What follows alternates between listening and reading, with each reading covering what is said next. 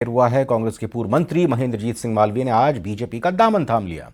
प्रदेश अध्यक्ष सीपी जोशी ने उन्हें बीजेपी का दुपट्टा पहनाकर पार्टी की सदस्यता दिलाई और पार्टी में शामिल होते ही मालवीय ने अपने विधायक पद से इस्तीफा दे दिया। अब ऐसे में सवाल यह है कि क्या बीजेपी मालवीय को लोकसभा का टिकट देगी और अब मालवीय की विधानसभा सीट से उम्मीदवार कौन होगा। आपको बता दें कि मालवीय की बीजेपी में जाने पर न्यूज 18 राजस्थान की खबर पर मुहर लगी है, क्योंकि सबसे पहले हम नहीं बताया था कि मालवीय बीजेपी में शामिल हो सकते हैं।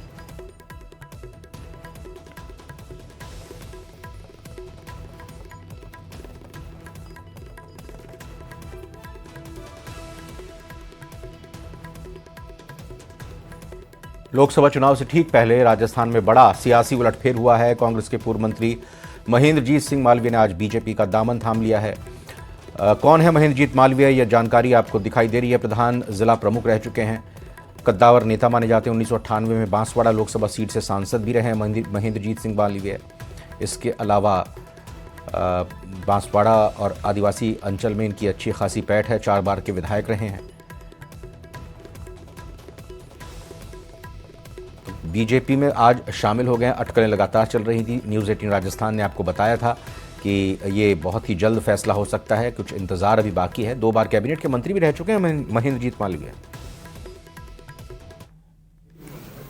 वरिष्ठ नेता जो 1 बार सांसद रहे, 4 बार विधायक रहे और 2 बार कैबिनेट मंत्री रहे और लगातार 5 बार से जिला प्रमुख आपके परिवार, आप और आपकी पत्नी बनी है और विद्यार्थी काल में अखिल भारतीय विद्यार्थी परिषद से ही छात्र संघ के अध्यक्ष भी रहे हैं।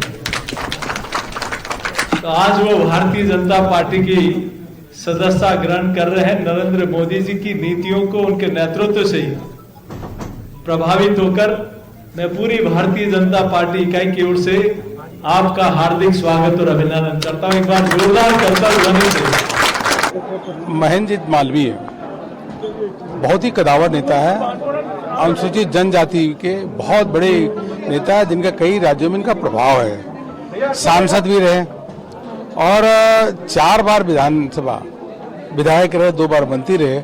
अभी कांग्रेस के विधानसभा से विधायक थे कांग्रेस पार्टी से, उन्होंने विधानसभा से इस्तीफा दिया, पार्टी से इस्तीफा दिया और प्रधानमंत्री मोदी जी के नेतृत्व में भारतीय जनता पार्टी के विचारधारा को स्वीकारते हुए भाजपा को ज्वाइन किए। हम सब उनको बधाई देते हैं।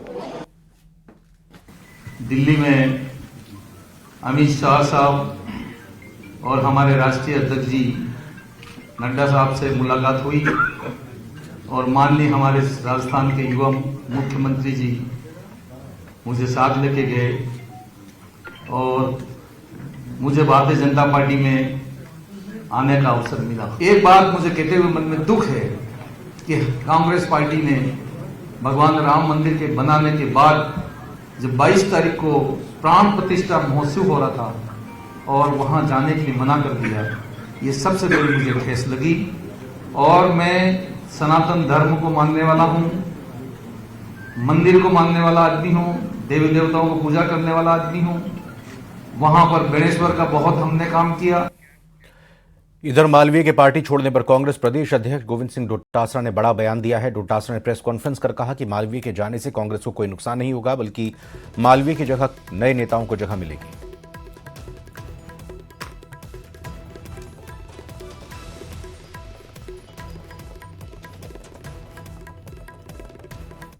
मालवीय जी ने आज भारतीय जनता पार्टी ज्वाइन की। उनके बारे में मैं कहना चाहता हूं सबसे पहले तो कि ऐसे लोगों के जाने से पार्टी के ऊपर कोई प्रभाव नहीं पड़ेगा। पार्टी और ज्यादा मजबूत होगी और पार्टी मजबूत होने की वजह यह है कि पिछली दफा जब विधानसभा के चुनाव थे तो महेंद्रजीत मालवीय जी जीते थे, बाकी के सारे लोग वहां से उस जिले में हारे थे। जब हम लोग 21 आए थे तब भी इनकी शिकायतें हुई थी कि इन्होंने दूसरे लोगों को हराया। अब की बार भी इन्होंने स्वयं के अलावा सबको हराने के लिए काम किया वहां अपने जिले में और अपने संसदीय क्षेत्र में। लेकिन निनामा जी, रमीला खड़िया जी, हमारे गोगरा जी और अर्जुन बामनिया जी वो चुनाव जीत करके आ गए और चुनाव जीतने के बाद में इनका धरातल बिल्कुल खिसक गया, इनका जनाधार खिसक गया। बीजेपी नेता और पूर्व प्रदेश अध्यक्ष सतीश पूनिया जोधपुर के दौरे पर रहे। इस दौरान उन्होंने न्यूज 18 से बीजेपी के 400 पार प्लान पर खास बातचीत की। साथ ही उन्होंने कांग्रेस में नेताओं की बगावत की अटकलों पर भी अपना बयान दिया। क्या कुछ उन्होंने कहा, आइए सुनाते हैं। भारतीय जनता पार्टी के कद्दावर नेता और पार्टी के पूर्व प्रदेशाध्यक्ष डॉक्टर सतीश पूनिया जोधपुर में हैं। विगत दिनों जयपुर में बैठक हुई है और अब बीकानेर में बैठक होने जा रही है। लोकसभा का आगाज है। अब की बार 400 पार, यह नारा अभी कुछ समय पहले प्रधानमंत्री नरेंद्र मोदी ने भी वर्चुअल संबोधित करते हुए दिया था। क्या मायने निकलेंगे इसके मायने ये हैं कि 370 भारतीय जनता पार्टी और 400 एनडीए, प्रधानमंत्री जी के कहे गए इस लक्ष्य में उनका आत्मविश्वास भी दिखता है और कार्यकर्ता, समर्थक और शुभचिंतकों से एक उम्मीद भी दिखती है कि सब लोग इस लक्ष्य के लिए जी जान से प्रयत्न करेंगे। और जिस तरीके से 17-18 को अभी जो राष्ट्रीय परिषद संपन्न हुई है उसमें इस नारे को फिर से दोहराया है। इसलिए मुझे लगता है कि जिस तरीके से प्रधानमंत्री मोदी जी के नेतृत्व में देश में जो बदलाव आया है उस बदलाव के पीछे इस नारे की सार्थकता साफ दिखती है। पूनिया जी, एक बदलाव और आया है जहां कांग्रेस का भी ये आरोप है कि जो कांग्रेस के लोग थे जिन पर आरोप लगते हैं या जो भी है वो सभी आप भारतीय जनता पार्टी की गोद में हैं।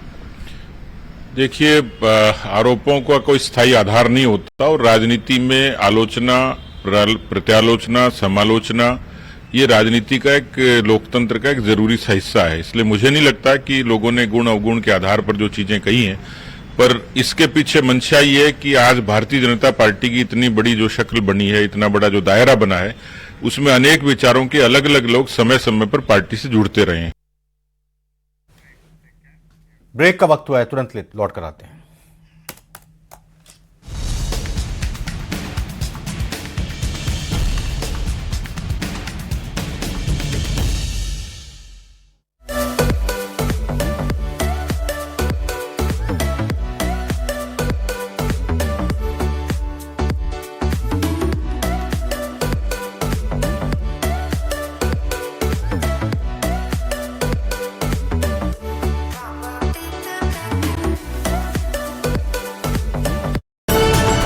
गिरफ्तार अनुसूचित जाति आयोग ने की राज्य में राष्ट्रपति शासन लगाने की सिफारिश। राजस्थान के पोखरण में वायुसेना का युद्धाभ्यास, 120 फाइटर जेट और हेलीकॉप्टर युद्धाभ्यास में हुए हैं शामिल। अंतरिक्ष में इसरो की नई उड़ान इनसैट 3DS सैटेलाइट लॉन्च, मौसम और प्राकृतिक आपदाओं की मिलेगी सटीक जानकारी।